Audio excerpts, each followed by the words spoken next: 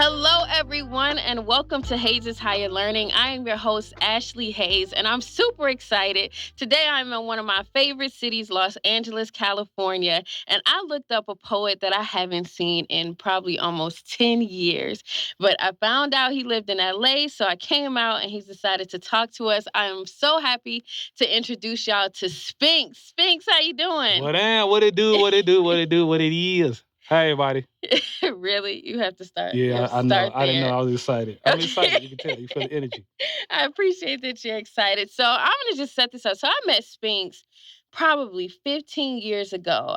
Got into poetry scene in Atlanta when I was about 16 years old. Had no business being in Apache Cafe, no business being in the venues.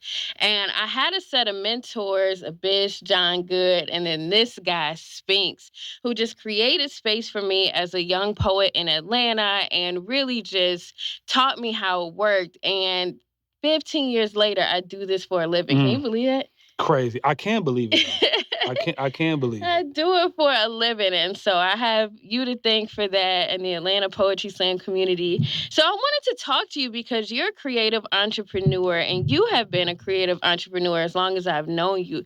So talk to me a little bit about what brought you to LA. What are you doing out here? Well, it brought me to LA. Business in a nutshell, LA business and opportunity through our company, Verbal Slick. So that's definitely in a nutshell what brought me out here. And been into a lot of things since then. Yeah. You want to talk about it? Definitely. I want to talk about any and everything you want to talk about, boo. Okay, all right. So I met you as a poet. Are you still doing poetry full time? Is that your primary stream of income? How are you generating revenue as a creative out here? I haven't done poetry in quite some time. Like, in public, when I say do poetry, definitely like on a microphone in front of an audience. I haven't done that in quite some time. I would have to think about the last time, because the last time I did it, it wasn't a decision like, okay, this is the last time I'm performing. Yeah. You know what I mean? It wasn't like that at all. It was just time went on and time went on and time went on.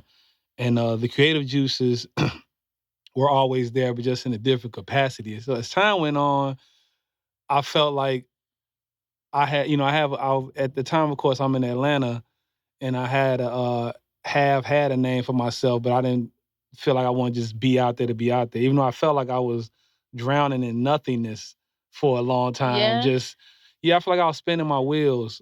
I felt like I was really spinning my wheels. I felt like I wasn't growing as an artist. I feel like I was doing a lot of the same stuff over and over. I wasn't even growing or expanding to like the college circuit. I was doing college shows off the backs of like Abyss, for a little bit, but never just on the, I wasn't like the bill. I wasn't the show or whatever, if you want to call it that. And over time, so I used to kind of, battle in myself in a way like, oh, I need to be out there. I need to have my face seen and this and that and this, that, trying to, from a competitive standpoint and just for, trying to keep exposure as an artist. But I felt like I didn't have nothing new to say. I felt like my skill set hadn't grown. I felt like I hadn't got sharper. I felt like it was just the same stuff. And it was like, I felt like I'm not gonna get back out there until I feel like, oh, I got some shit. I'm about to kill it. Cause in my mind, it's like cats like Cola Rum, like always on my shoulder, like you suck. Yeah. What you got? You better kill it. Just that pressure. And so just as time went on, I was like, man, like as months went, I'm like, dang, I ain't performed like in a minute, but I wasn't missing it either. I wasn't missing it. Cause I was like starting to look down the road as I'm getting older and stuff. And I was like, I knew like even in my 30s when I was doing poetry real heavy, I knew like, I always looked like down the line, like I don't want to be doing this forever. Right. Because and nothing's wrong with that. I within myself felt like I didn't have what it took to sustain a poetry career till the day I died. Yeah. I didn't see myself to the likes of a Sonia Sanchez or, the greats, so to speak. Right. So I started, thinking about other ways I can like express that creativity, and a lot of that came through music. Okay. And I was like, doing music real heavy, just at home, playing beats for friends and getting feedback. But that was as far as it went at that time. Right. So And so now you do what? now I do several things. Right now, I mean, now my title is um I'm tripping. Like, what's my title right now? I mean, I'm a co-founder of Verbal Slick. My wife is, I say co because she's 51%. Yeah, Just yeah. from a financial standpoint, that's what the banker told me I should do. Yeah, So yeah, we yeah. did I that. like your banker. so so I'm right now I'm the co-founder and creative director for Verbal Slick. And so what does Verbal Slick do as a company? If I want to hire Verbal Slick, what do y'all do? Verbal Slick as a company, we are one-stop marketing boutique. And to expand on that, that Uh-huh. means if you have a project that you want to put on the market, we can help you do that. And that project can be uh you could be we deal with, small clients, big clients. So you could be we deal with like real estate agents Mhm. to celebrities. Okay. So we for example, like on one extreme of the spectrum, it says a real estate agent, he or she wants to be rebranded. They need business cards, they need logos, they want a new look, Okay. they want to be polished or that kind of stuff. That's where we come in, help do this. So that's just kind of like one phase. And of course, there's always different levels of marketing, just from a presentation standpoint to billboards, print ads, media press, bloggers, podcasts like yourself. So it's kind of like different levels to it depending on what that client wants to Okay. do. And so marketing is often just like this blanket term, but it's really some people say, like, what do you do? It really depends on the particular client, but again, trying to answer your question. So I do graphics for individuals and corporations. Okay. So I do flyers for Homeboy Cookout. Okay. I do invites for A-list movies, screenings, and stuff like that. I do photos for low level, however you if you want, smaller clients, smaller Mhm. paying clients. I do photo for larger paying clients. So I Mhm. do music, graphic design, photo, and video. Okay. So whatever like the face of the company is it part production too? Yeah, yeah, it can be, and that's like my side of it. Right. So when you say like, what does Verbal Slick do? I kind of was talking about like what I do. Yeah, And yeah. my wife, my business partner, she is the logistical side of it. So whereas I do all the creative, she does all the planning of a lot of stuff. Yeah, yeah, So yeah. yeah, so What is that like running a creative business with your partner? it's dope. It's dope now. I mean, it's dope because I mean for us, we always had, well, one, at the core of our relationship, we have a friendship. So that's been able to extend, we were friends before we got married. So that extended into our marriage, and that friendship extends into our business relationship. So a lot of times, a lot of people can't necessarily work with their spouses, Right. but our situation works, one, because our friendship is at the core and our skills complement each other. That's dope. So on top of that, what helps is we both try and stay in our lane. When them lanes get crossed, it's a problem. Yeah, It's yeah, not yeah. cool. I don't want to work with her. I don't want it. Like it's a problem. We bump heads, but usually that happens when somebody's stepping in somebody else's lane and stuff like Mhm. that. And she's an expert in her field. I'm an expert in my field. We both get feedback to each other, Yeah. but those are the only times where it's a problem. I'm like, this sucks, but that's minimal compared to the wins and the everything else that come with it. Yeah. What was So, your biggest win? What's your greatest accomplishment or favorite project that you've done so far? um, our as a company, man, dang, there's a couple of them, but some of them are Tell me like, about a couple cause some of of them them. are like bittersweet. It's like this was great, but that person sucked, Oh or yeah, like we so. It's need to hear like, that. man, so man, the biggest accomplishment I would say was us co-managing.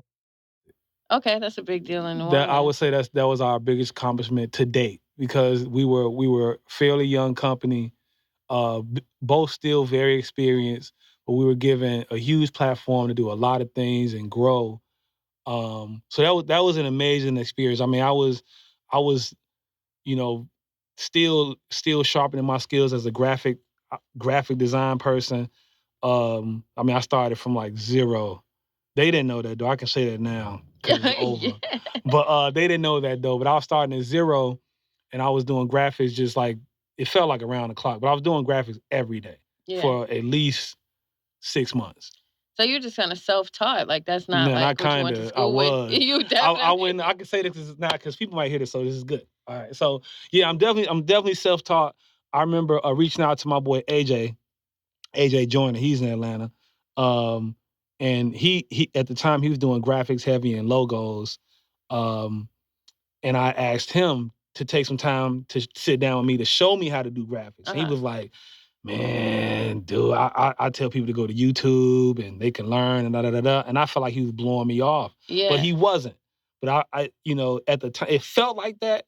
But even looking back on it, he wasn't blowing me off. Like that was the best advice he could have Best gave thing, me. yeah, yeah. But at the time, I was like, just show me. Like, but he was like, go to YouTube, and I probably paused that whole thought for I don't know, maybe a year, half Yeah. a year, something like that. It was a chunk of time, but I was like, whatever.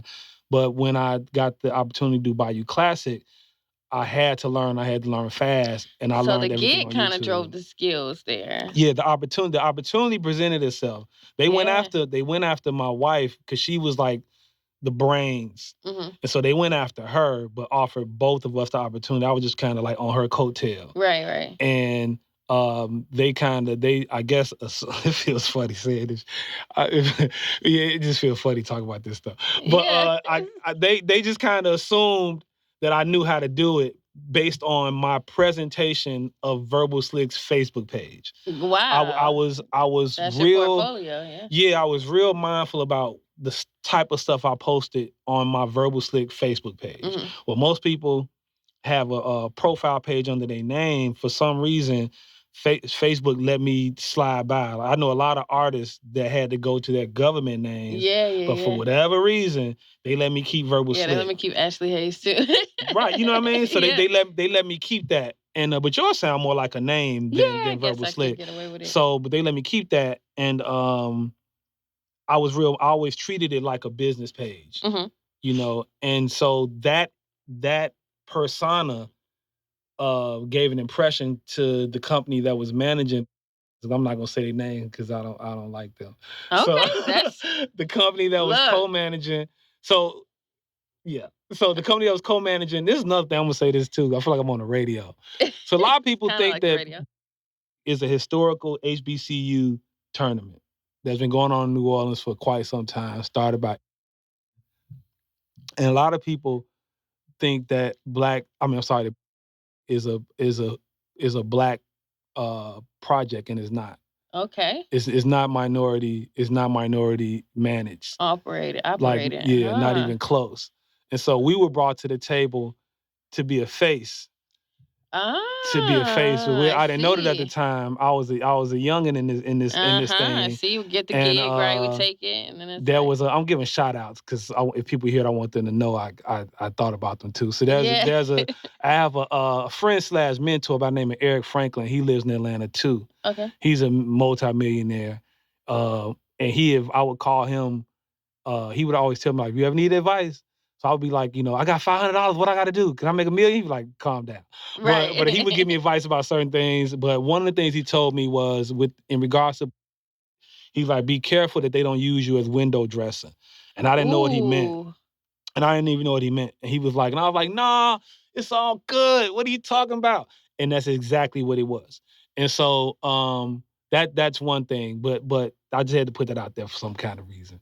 But No, I I think might we get in need to trouble. hear that. We need to understand like the ethics because that's part of what we talk about on the podcast is like the ethics of doing business and what it means to take the gig and how you have to show up when you take the gig. So it's good to know that and to hear stories, right? Because it's not, we as black folks, we want to see each other win, we want to see each other get success, we want to see the big names. But what does that mean? What is it like behind the scenes? And so I think these kind of stories are important to know when you show up, what role are you serving? Yeah, definitely, definitely. I mean, yeah, I mean, as you were talking, there's so many things that's like coming into my mind, and it's like I don't want to just be spewing off stuff. My wife be like, "Why can't you talk about that?" So I'm listening. You gotta check with Right. PR I'm like first. filtering myself at the same time, but that was significant. But like I say, but in regards to the graphics, that fueled it, and definitely being self-taught. And so it was like once I learned a lot of the basics of graphics, I was able to learn basic of photo and basics of video. And I just put some more time into my laptop as far as programs and software. And it turned into money. Yeah. You know what I mean? Like knowing how to do something that somebody else can't do. It's like being, Yeah. so it started out with, doing business cards, flyers, and it just grew and grew and grew and grew and grew and grew. And I got to do bigger and bigger and, bigger projects. So I hate to be so long-winded, but that's like part A of that answer in regards to my biggest and most thing I'm most proud of. Yes. Okay. It was a big deal. Gave us a huge platform. Taught me a whole lot. I mean, I learned so much from it. So I don't never, I hate to just say like, oh, I didn't like it, because I learned a lot from it too. It was just we just got, you know, played in some way. We were misled, not played. We were just misled. We was misled about some things, and that bothered me because these were HBCUs, and there was a white company. Ain't nothing wrong with white company. Like I hate to say white company, but it was a white company that was managing, and they were not and are not in the best interest of either one of those universities. Ain't nobody gonna say that but me. Well, But that's what it is. need But to that's say it. that, because I don't want this to be like world star. So that's that. Right. And then on the positive side, now when you like the one of the most things I'm most proud of, and this is me, versus like you ask my wife, she got other stuff that just make, Right. I don't know, she's on some other stuff. But my proudest moment was doing working on Beale Street, if Beale Street could talk. Yes, that's With huge. Regina King, and I was hired to do a digital lookbook for the movie. So it was like really dope. I don't think hardly nobody saw it, but it was super dope. The studios loved it. Like that was I a wanna great see it feeling. now. Yeah, it was a great feeling, like hearing people like from the studio, like just their feedback, and people from the cast. Like it was surreal, because we was in New Orleans at the time, but I was doing this big thing, this big project, based in Hollywood. So I was like super excited. I couldn't tell nobody about it, couldn't post nothing about it. So Yeah, it was like, dang, you want NDAs. to tell everybody, but it was this digital lookbook based on accomplishments and milestones of damn, you got me drawing a blank. This is awful. Oh, What's it's the okay. what's the black guy, the guy's name, the author that wrote If Beale Street Could Talk? That's Jesus Christ. that, now you got me Right, come drawing a on. blank. Baldwin. Baldwin, yes. Jesus, I'm a poet, right? But Alec Baldwin, I'm it was, so I know, I was ashamed. like, I just drew a blank, but it was based We're on gonna the have to have movie. my engineer cut that. Please. But it was based on, the lookbook was based on the life milestones of Alec Baldwin. Am I saying that James right? Baldwin. Jesus, That's please okay. cut that. James Baldwin. All right, let's start it over. Right. Just cue you in.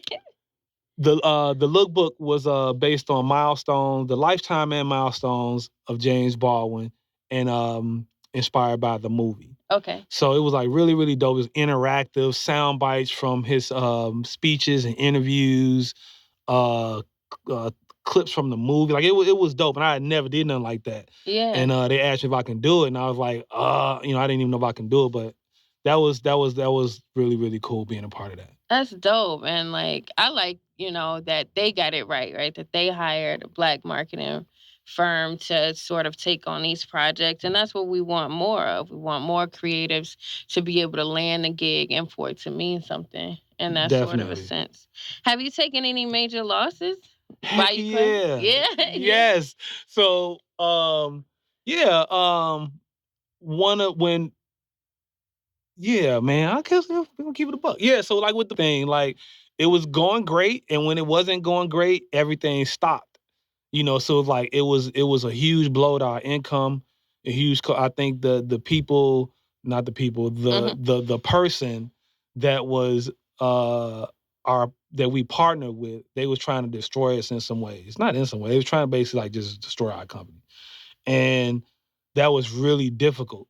That was really difficult because we was out of our league in some ways, like with lawyer, like lawsuits going on. It was a lot, and it was like, yeah, it was a big blow because I was new to this. Like I was Right. kind of like I was kind of going through some things I thought only people with millions of dollars went through. I So see. yeah, so I'm kind of like like I'm just trying to do my little thing. Like, what are you Right. talking about? Like, but yeah, so it was a big loss. It was big. It was I mean big in all caps. And I'm glad you asked me about this because people just see our highlights. You Yeah, know what I that's what we mean? show. Yeah, Yeah. they see the highlights and then they see the results of like our effort and stuff, which is great. But I try and tell people every chance I get when I had these kind of conversations, like when things got hard, I was Ubering. My wife was Ubering. I was Ubering afternoon into the night, and she would Uber in the day. It Wow. went from, I don't want to do that. I don't want nobody in my car to I have to do it. Yeah. Like I gotta or the light's gonna be cut off, or the insurance is gonna lapse, and Right. stuff like it was like I was desperate, and it was like a real big blow to my ego. I was like, Mm. I felt like, what are people gonna think? And that went away real quick though.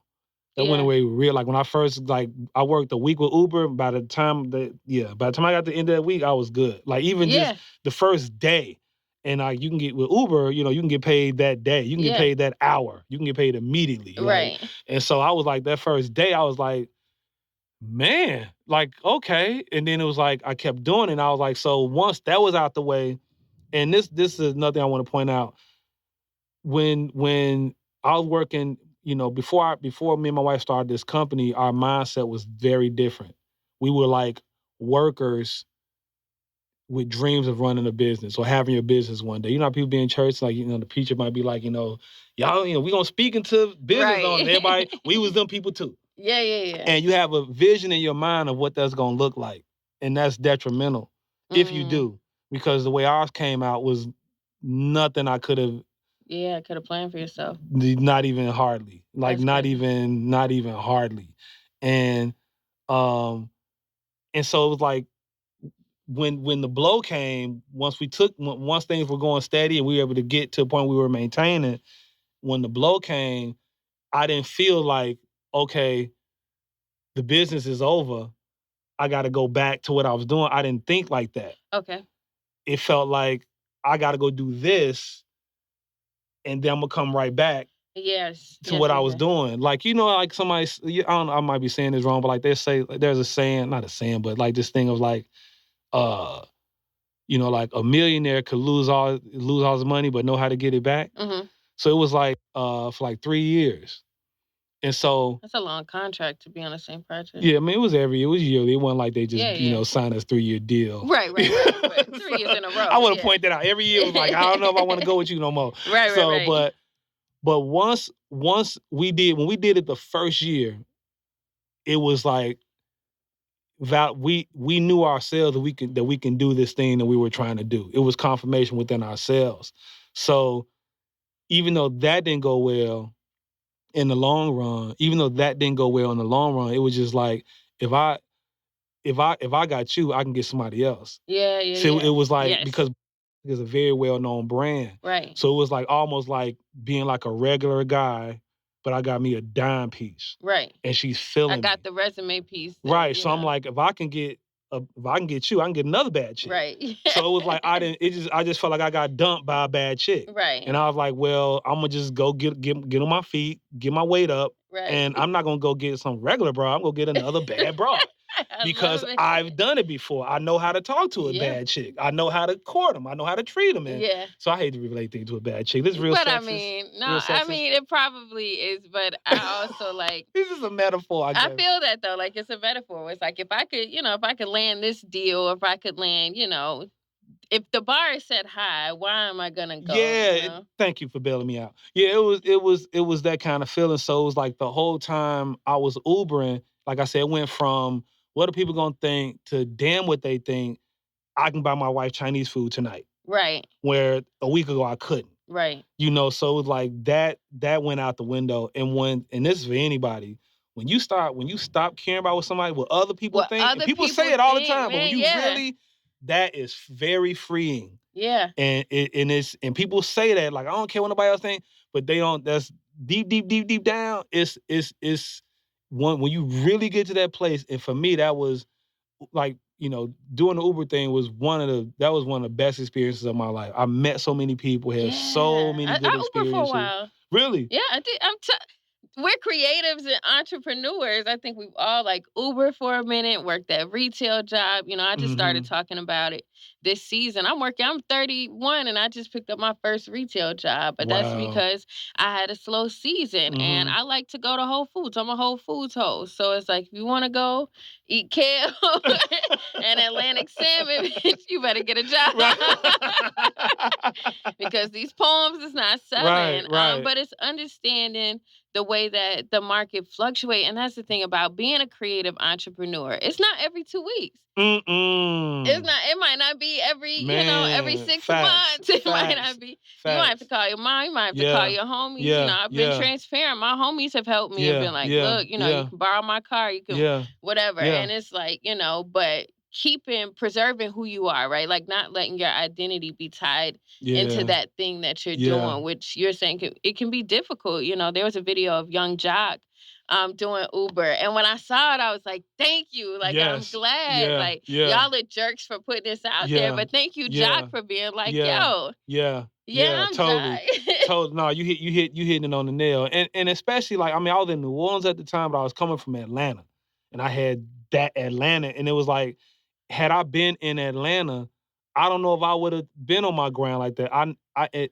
I think I would have been too embarrassed Yeah, in that's Atlanta. I real. would have been too embarrassed. Oh, somebody gonna see me. Oh, Spinxx Uber, and I thought he was this. I thought he was that, and that was what my mind was. But once I got rid of that, man, Then you just like, here we are in whatever. Hollywood. And I love what you said about, recognizing that you're gonna come back. Like I'm the type of person, my first year was impeccable. My first year was Mm, record breaking. Then that second year was like, well, you kind of maxed out these markets. So what are you gonna do mm, now? What are you gonna do in the mm. meantime? And just, I might work a desk job. I might go be an administrative assistant. I might, That's good, pick up a Ash. small gig or That's pick up. good. And so I want to be, us as artists to be more transparent about what that looks like. What that means is that I may generate most of my income from my creative business. It may mean I Mhm, generate half of mhm, my income mhm. from my creative business, but I'm still going to maintain it. I'm still going to be doing this work, but my identity is not attached to Yeah, that yeah, one thing. yeah. Yeah, no, I'm just agreeing with you. I mean, you saying it because as you're saying, I'm thinking about like I used to have locks down my back, Yeah, you and did. it was like I was tied to that. But I remember uh Lisa Garza, they just call her L, Uh-huh. but she's a creative, she's an amazing artist, and I think her hair is long now. I think she had cut it, but when I met her, her hair was Yeah, yeah, yeah. dumb long, but she would always have it covered like wrapped. Uh-huh. And when I saw it without, I was like it was dumb long. And I was like, you have like beautiful hair. Why you always have it covered? And she was like, I don't want people. She said people tend to form a relationship with my hair and not me. Yeah, yeah, And yeah. I thought that was crazy, heavy, and deep.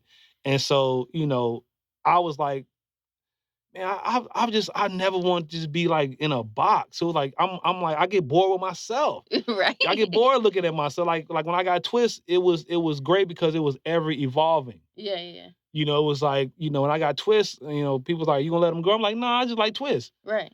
Then next thing you know, they touching on your ear, you think it's a bug on your ear, but Oh it's my your god, hair. I can't You like stand right? It it. was like I'm not used to that. Right. And I never thought I would have locks down my back, but I like change. Uh-huh. And it was for me, it was like I'm looking different every month. Right. So it was like next thing I know, it was like, but once they got dumb long, I was just kind of like I got bored with it after a while. Right. And I mean when I decided to cut, I told my kids, I told them something stupid. Like I'm doing a campaign change for Robo Slick. I mean not Robo Slick for Spinks. I Yeah. did like just some stupid term I made up, but I was just trying to cut my hair. Yeah, yeah, yeah. But Like a anyway. brand change. Yeah, but and that's with anything. You can't let any particular external thing like define who you are as a person, as a creative, what your mission is. You got to stay focused on it. You just may have to take a different route. And I think it's hella inspiring to see you like, y'all, this Negro live off Sunset Boulevard. I was like, Sunset? I seen this in the movies, but like That's funny. and that's are you proud of that? Because 'Cause I'm super proud of that, like, to I know you am. and I to am. see I what you am. built. I'm proud of myself. I'm proud of me and my wife. I'm proud of where we accomplished. Yeah, like, and I don't mean that in no cocky way. And I hope anybody hearing my voice, Know that because when I tell you, man, I'm humbled every day. Yeah. Every day. Every single day. Every time I hop my car and drive to this office. I've been going to this office lately. We talk about that later. But Yeah, I've been going to this yeah. office and as I'm just driving around the city, I can't believe that I'm out here because I it seemed like just yesterday I was getting up, getting on 285 to 75 to go to my job in corporate America, and I would chat with John throughout the day about what we gonna do to get out of here, and Yeah. one day we ain't gonna be doing this and all this. And we would write poems and back and forth, and I remember when John moved on to big and better things and left his job.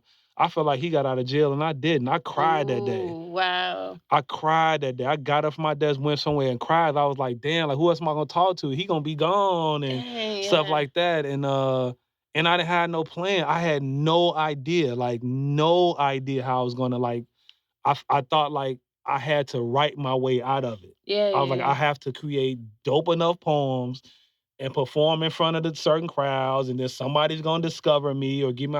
I thought that was gonna happen, and because I wasn't creating nothing like that, I felt like in a nutshell, I was like I'm good. I performed in front of crowds. I've got standing ovations. I've done that, but I didn't feel like I'm like I ain't hot.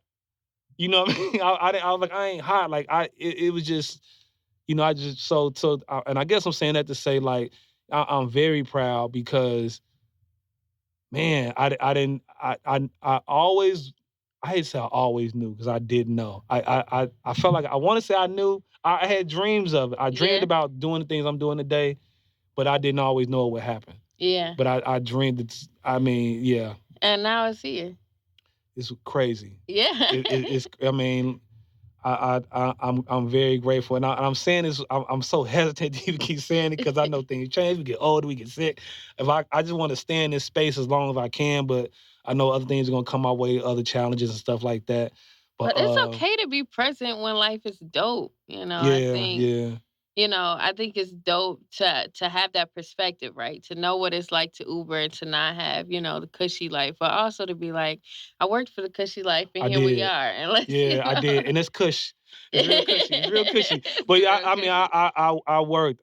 I worked. I sacrificed. I mean, and I mean, yeah, we bust our butt raising 3 kids and helping out with 2 grandkids. I mean, we did a lot when the show didn't have a lot, Wow. and and helped a lot of people along the way, and still continue to help people. Yeah. Like I'm of that mindset, and of that energy and of that spirit. So I'm real big on just trying to share what I know, Yeah. like, because there's some things I know now. I'm like, man, I could have saved myself a lot of time had Yeah. so like, and just kind of put a button on that. But like how you was talking about, like, doing retail, you still haze, Yeah. you know what I mean? And so like, and if I would tell anybody, like I say, don't take a leap of faith, just build a bridge, like have a plan, have a plan. That plan may take 3 years, 5 years, but when Right. I tell you, it's so is the thing about having a plan is a lot of it can be in your control. Yeah. I was 40, I think 40 years old, sitting in that cubicle, and I was like, I gotta do Wait a something. second. You older than 40 now? How old are you? Dude, I'm 47, son. What? That I is just turned crazy. 47. My wife had to tell me. I was like, I'm about to be 46. And she's like, Wow. no, you about to be 47. So I just turned 47 February 2nd. Crazy. I'm about to be 50. I got time for this bush. For this, yeah. But yeah, I was 40, sitting in the cubicle, no degree, doing in accounts payable. And I point that out to say, without having a degree in accounting, you can't go past accounts payable is like entry level. So Yeah. you ain't gotta have you have a high school. You might not even have to have a high school diploma, but if you know how to add and subtract, you can get a job in accounting doing accounts payable, accounts receivable. Anybody out there, and it pays pretty good. But I knew that wasn't my ministry at all whatsoever. I hate math, don't like accounting and all that. And I knew I'm 40, there was nowhere for me to go. Like, it was literally a dead end job Mhm. because of my lack of education. Mhm. And that's when I decided to go back to school. I went to Georgia State. That was an uphill battle. I mean, it took me almost a year just to do that. Phone calls trying to get my student loans that was in default back up to good standing. And I'm just saying that to say, like, it was a lot. You know, it was a big life decision, but it was the best decision I ever made. Not so much to go back to school, Lord, and I finished. But the same mentor of mine, Eric Franklin, before I went to school, I was talking to him like, how, tell me how to get on. Like, how do I'm trying to be like, what do I gotta Right, do? What right, I gotta do? And he was always speaking in parables and riddles and stuff. But he was like, I was telling him I was thinking about going back to school, and he's like, you don't need to go to school, Spinxx. I'm like, what? How? Well, then what? Like, what? Give me some right. answers. What's next? And but I never got that. You know what I'm saying? I never got that. So I always felt like some of the things I know now, like I'm more than willing to share, like what I know now. That could if it could save somebody a headache. So I'm like, if you in a dead end job or whatever that you feel like, you're an artist or creative or you got some kind of talent or whatever that is. You ain't gotta be necessarily an artist or whatever, but you got something else you want to do, get a plan, and usually that plan is attached to a dollar sign. Figure out how you can get that money. If that means you got to humble yourself, stay with a cousin for a year, Listen, save. There's other ways. Like if I could do it all over again, if I can do it all over again, knowing what I know now,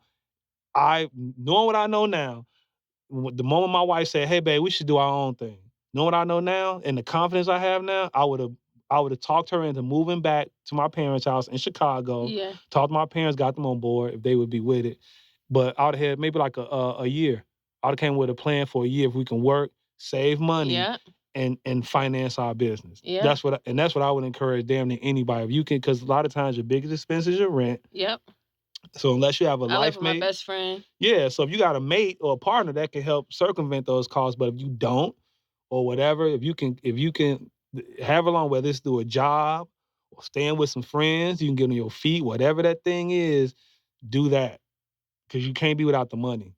Yeah, yeah, yeah. And I've been talking more about it. Like that first year, it took me 10 racks before I got to my first Mm. paycheck between paying my rent, between paying for hotels up front, between paying for lodging up front, Mhm. between, paying conference costs if you want to go to Mhm. conferences and, Mhm. Because you all of those invested in things. yourself. Exactly, because it's a constant investment, time and money. And, Mhm. you learn how to moonlight. You learn how to work a 9 to 5 and then clock in at the open mic from 5 to 9. You learn Yes. how to Facts. save or whatever. And I haven't been the greatest saver, and I'm working on it now. I cook at home a lot more, but Good. I drive. I have a habit of driving paid for cars because Mhm.